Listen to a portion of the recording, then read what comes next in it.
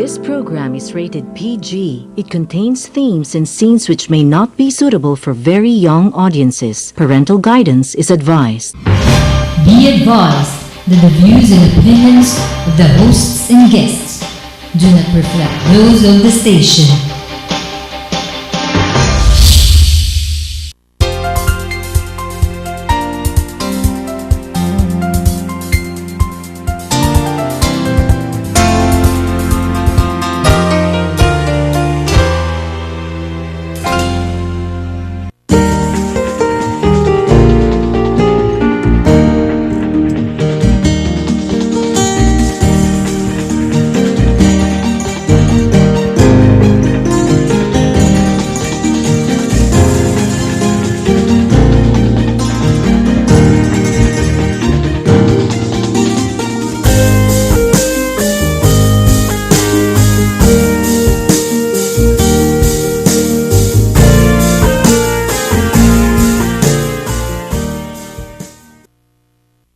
Welcome to this week's edition of Journeys, Chronicles of Our Asian Century. Are you aware that we're now in the 21st century, away from the 20th century, that was the age of Western hegemony, and we're now struggling to ensure our Asian century become a success for all the peoples of the world. Today's edition will be far more interesting than we've ever had.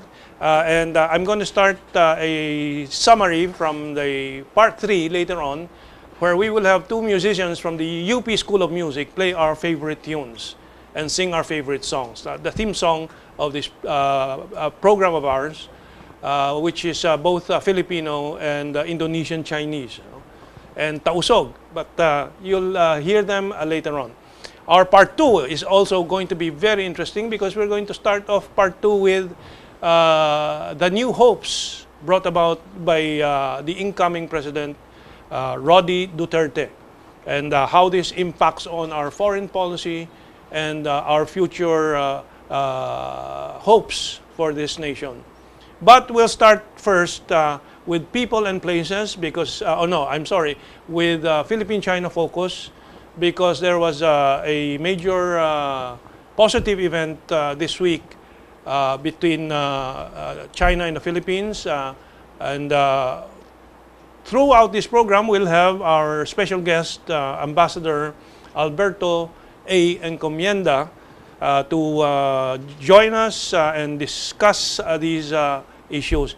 Before we go to our first report, let me ask Ambassador, you've been Ambassador of the Philippines to Malaysia, Singapore, Greece, and Malaysia, am I correct? First was Greece, okay, which is an archipelago country, then Malaysia, then Singapore. And you're a legal expert, international law, do I understand correctly? Yes, I took postgraduate studies in public international law at Columbia University and University of London. And one of the majored in law of the sea. Law of the sea. That was what year? Did we have law of the sea already? Very good question. Yeah. Because when I took it at the University College London in 1972, 1972. that was the very first time it was offered. The subject was offered as a postgraduate subject. And when did this law of the sea start? The discussion of this, the visualization of this? Actually, it began by mid-1950s. That far when back? When there was seen to be a need to regulate the seas, the uses of the seas. So it began as a study made by the International Law Commission that was forwarded to three, as it turned out, three international conferences. The UNCLOS 1, which in a way failed, UNCLOS 2, which was close to succeeding but missed because of the Philippines' objection to territorial sea. Just one vote. UNCLOS 2 didn't make it.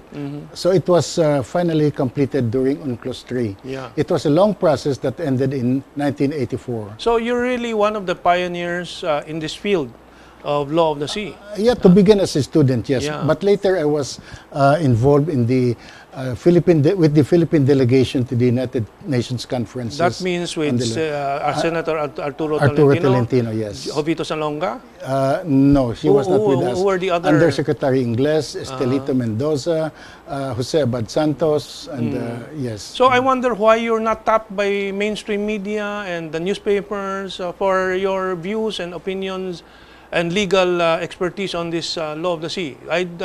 We do not hear much from you. Except here on our program, you have appeared on our shows for the third, fourth time, maybe. Well, it's I would really attribute that to the fact that I preferred to be in the background, tapped if somebody notices me, and do what I can. And you have a book that you haven't published widely. We have reviewed, and you're still working on it.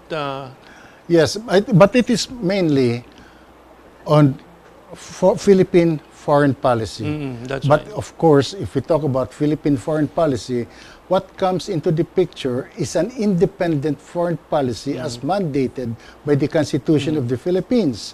Now, in this, I dwelt on this issue of Philippine foreign policy because of where I came from in the Department of Foreign Affairs, and all the core issues that touch our country, and which are now played out in the South China Sea. Yes, yes. You know, so that is the direction of my book. Well, we want to make sure that you don't stay in the background because your views are very vital, whereas other views that are being put to the front lines put us in a very difficult position. And later on, we'll have more of that from Ambassador Encomienda. Now, let's go to this wonderful event that was held at the UP Quezon Hall boardroom. And this is the occasion of the turnover of 30 computers and printers, Lenovo computers and printers, and or about 200 items, cultural books and so on, to replace what was burned during the April 1st UP Faculty Center fire. Yeah. And so let's run the video report as I give some background to this donation from the government of China through the Chinese embassy and His Eminence Ambassador Zhao Jianhua. Excellency. Excellent, huh? What's a formal? Ambassador's Excellency. Eminence is the okay, Pope. okay. Yeah, I mean, His Excellency. Yes. Okay. Eminence is the Religious, Vatican yes, or the that's right. religious. Okay. Let me begin by quoting a Chinese saying: "Leave no good undone, even if it is small."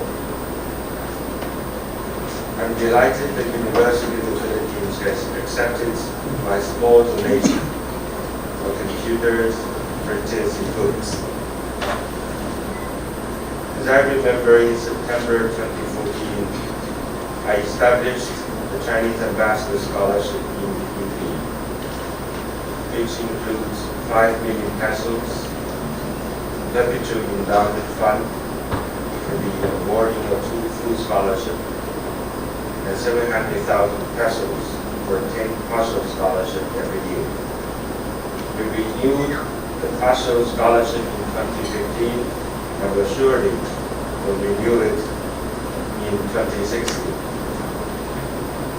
Besides UP, in the Philippines Normal University, I also set up the Chinese Ambassador Scholarship for 25 full scholarship recipients each year. In Antonio, the Manila University, we donated a modern wired classroom to promote distance education in the Philippines, which is going to be operational this year. We also offer 30 Chinese government full scholarships to Filipino students and young professionals who study in China every year. I would like to take the opportunity to announce that where the Chinese embassy is willing to give the UP 2 full Chinese government scholarships next year. The Chinese government scholarship includes all expenses, tuition, living expenses, accommodation, as well as monthly allowance. So you don't have to work part-time in China when you study. So preferably, the scholarship would be given to outstanding Chinese scholarship, the Chinese Ambassador scholarship here. Why I'm making donations to education institutions such as UT? Because UT is the leading national university. It is a leading educational institution in the cooperation with the counterparts in China. It has played a leading role in educational and academic diplomacy with regard to relationship with China. I would like to take the opportunity to thank the President and the University for the contribution that you have made and you will continue to make to the bilateral relationship. Thank you. So that was the more important part, the specifics of the donations, and more to come. And this these donations are going to not only UP, Philippine Normal College, or a university now, Ateneo de Manila, and other schools in the country. So this is a very hopeful event, and maybe someday we should request musical scholarships for our musical students, because we have this group of students in UP learning instruments from different countries, including Chinese instruments. Okay. There's another event at the Philippine Normal University where, again, there have been many activities between the Chinese embassy and the university. Let's show that photo, and I will have a game for our audience. Are we ready with that photo? At the Philippine Normal University. Okay, who can you spot there? Who is the Chinese representatives and who are the regular Filipinos? It's not going to be easy. Maraming singkit doon, ano? So, but anyway, there are two staff from the Chinese embassy there, and it's nice to watch the intermingling of our youth and the Chinese youth, right? Okay, anyway. So that's at the Philippine Normal University. So before we end this segment of the Philippine-China focus, what do you say to these things going on?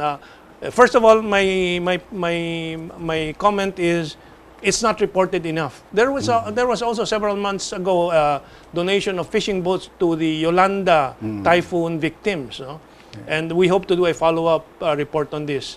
But Mr. Ambassador, what can you say to these fraternal activities between the two countries? Well, I would really say it can only be positive, because